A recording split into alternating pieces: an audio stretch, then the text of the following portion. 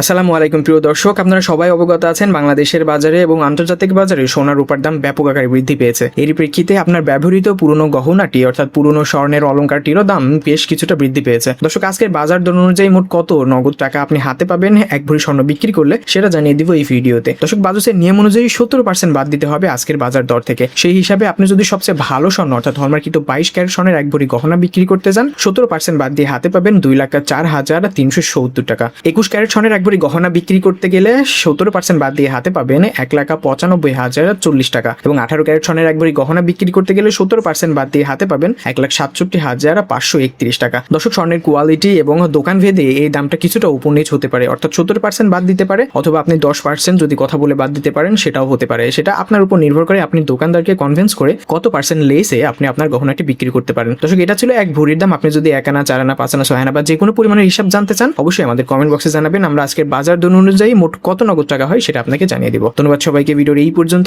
আমাদের সঙ্গে থাকার জন্য।